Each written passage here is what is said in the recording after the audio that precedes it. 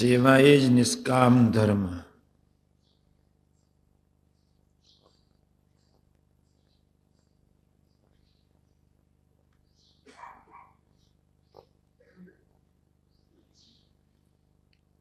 સ્વામિનારાયણ સંપ્રદાય સેવા અને ભક્તિ ઉપર બીજ છે.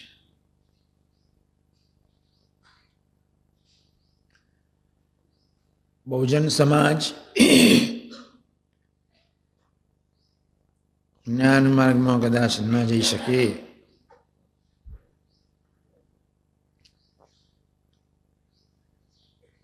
બહુજન સમાજ આત્મા તરફ ઊંડાણમાં વિપશ્યની સાધનાની જેમ ન જઈ શકે,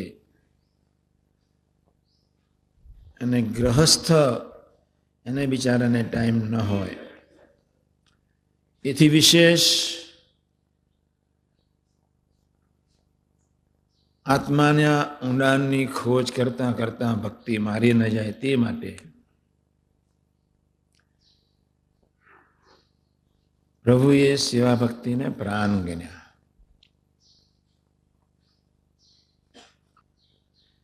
રામ ભંડેરી રાત્રિના 12 વાગે ગુણાદાન સ્વામીને ગૌશાળામાં પ્રશ્ન પૂછે છે.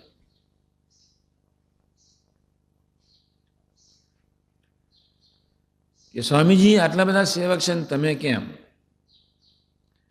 બહુ સહજતાથી, નેચરલ અવસ્થાથી, એક ભક્તિપૂર્ણ હૃદયથી રામ ભંડેરીને ગુણાદાન સ્વામી એટલું જ કહ્યું,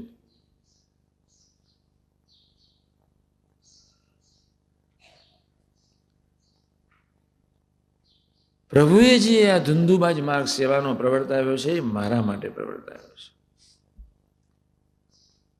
રામ ભંડેરી, તું કરું કે ન કરું, આ માર્ગ મારો છે, મારા પ્રભુનો માર્ગ મારા માટે છે, મારે કરવાનો છે.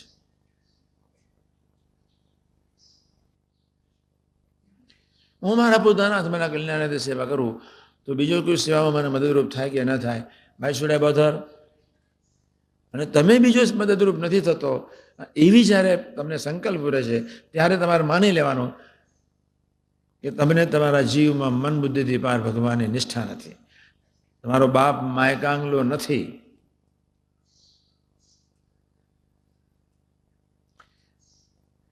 મધ્ય 41ને તરફ નજર રાખતા રાખતા તમારે પોતાનું બળ છોડવું પડશે.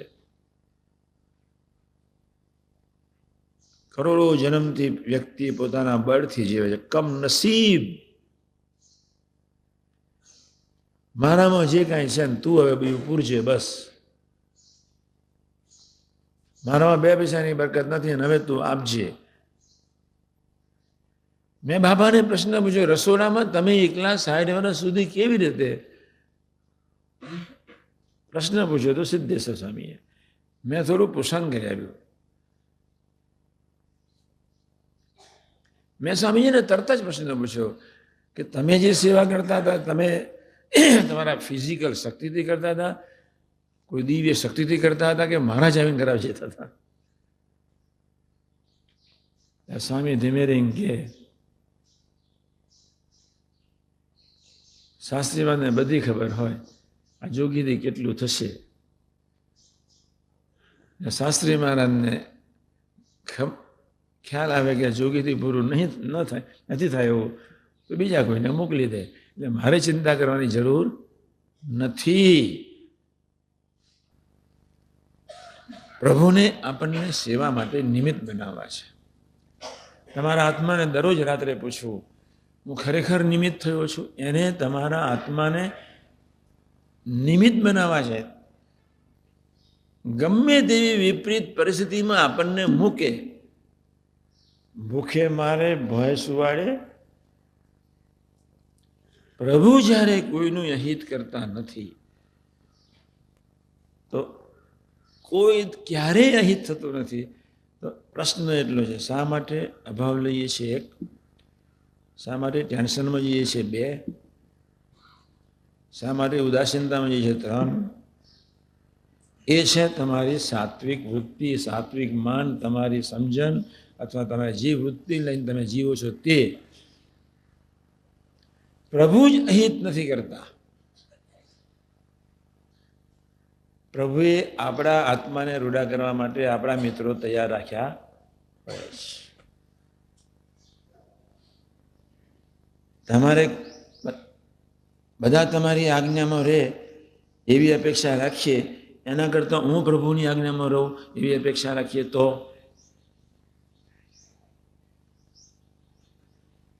આપણે દુઃખી છીએ. એનું કારણ એટલું જ છે, બધા જ મારી રીતે વર્તતા હોવા જોઈએ. પણ રિવર્સ કરવાનું છે, હું જ પ્રભુના ગમતામાં વર્તો. એ મધ્ય 41 હું જ પ્રભુના ગમતામાં વર્તું. પ્રભુની સેવા હું એક જ કરું, બીજો સેવા કરે કે ના કરે. કદાચ સેવાનો ચાન્સ ન મળ્યો, તમને સેવા સોંપી અને સેવાનો ચાન્સ ન મળ્યો, તમારી સેવામાં બીજો આવી ગયો, નો પ્રોબ્લેમ. માળા, સ્મૃતિ, બીજી સેવા સુધી કરવાની. ભગવાનને માથે પડીને સેવા કરવાની છે. તમે સેવા કરતા જ નથી. તમારા આત્માના રૂડાને અર્થે તમારામાં રહીને પ્રભુ સેવા કરે છે. આ નોંધો, આટલું વાક્ય પહેલું.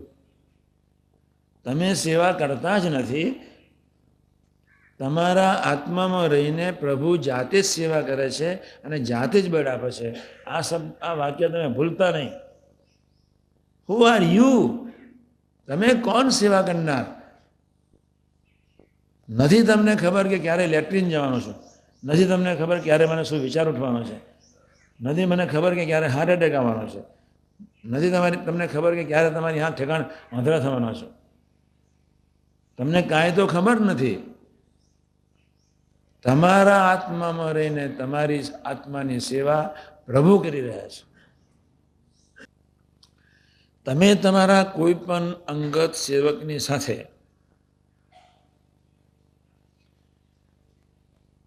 રાગ ભાવે ભક્તિભાવથી ખરેખર વાત કરો છો?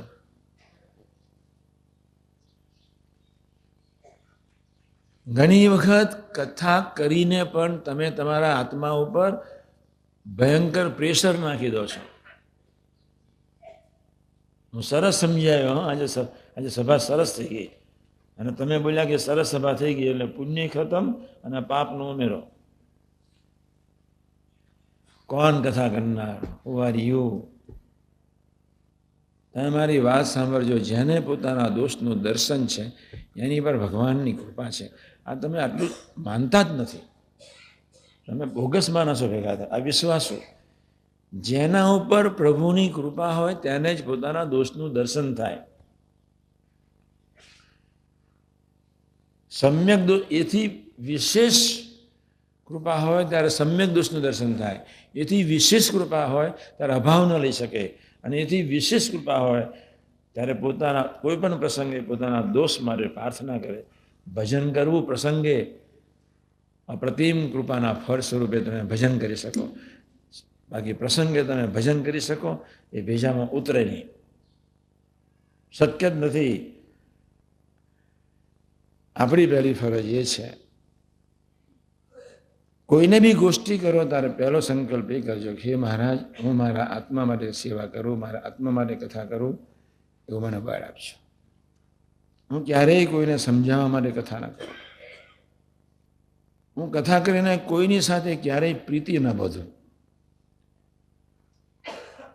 કે હું કથા કરીને કોઈની લાગણી મોહબ્બતમાં ફસાવું નહીં. અને પ્રાદેશિક પાંચમો સંકલ્પ એ કરે કે હરિભક્તો સાથે વ્યવહાર છતાં મારાથી હે મહારાજ મધ્ય 41 પ્રમાણે સેવા કરાવે છે.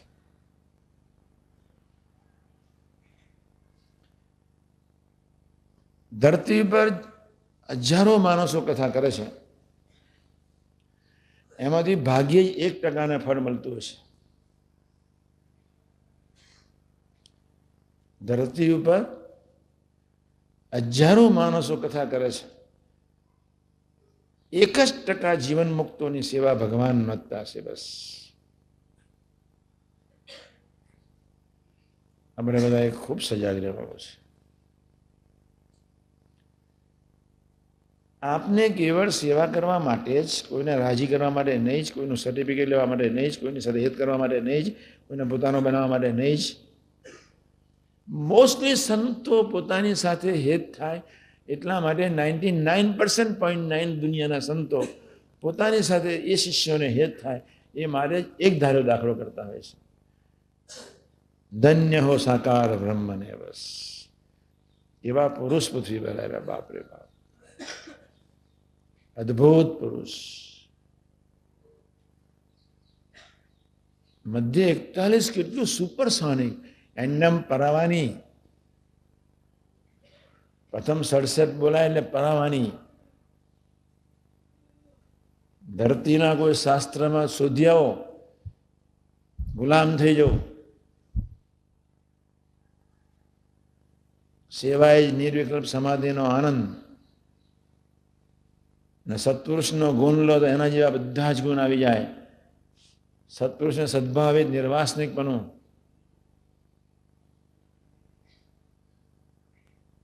ગુણ ગાવાથી જીવ ભ્રમરૂપ થઈ જાય. કોઈ સૂત્રો આપ્યા છે? કોઈ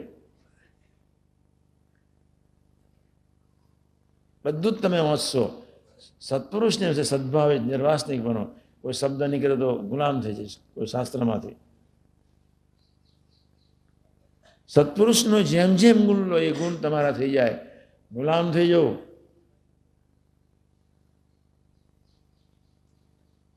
સેવા એ જ નિર્વિકલ્પ સમાધિનો આનંદ. સેવા એ જ નિષ્કામ ધર્મ. હજુ સુધી મેં ઘણું વાંચ્યું છે, વાંચવું છે, જો બાકી છે થોડું. મળશે તાર તમને હું કહીશ. એ પરાવાનીને વ્યવડાવનાર યોગી મહારાજ, ગુણાદાન સ્વામી મહારાજ, કલ્પનાતીત પુરુષો આપણા માટે આવ્યા. આપણે ખૂબ નસીબદાર છીએ, ખૂબ.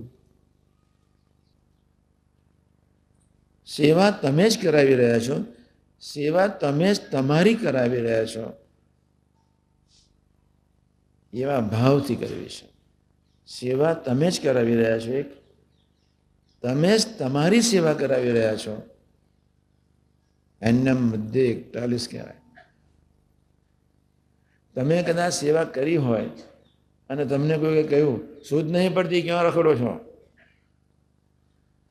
તો એ પાછું ઊંચું થાય. તમે સરસ સેવા કરી અને તમારી સેવા કોઠાય છે નોંધી નહીં અને બીજાના જ ગુણગાન ગવાયા, તો આ ખોપરી ઊંચી થઈ જાય. ખૂબ સરસ સેવા કરી અને કોઈ કન્સિડર ન કરી તો બી મન વિચારમાં જતું રહે. દિલથી સેવા કરી પણ લીડરને અનુરૂપ સેવા ન થઈ અને લીડરે 2 શબ્દ કહ્યા તો બી હાલ્યા જ કરે, હાલ્યા જ કરે. સેવા એટલે શું? પણ સેવા કરવી છે બસ. અને ગીતામાં એને નિષ્કામ યોગ કહ્યો.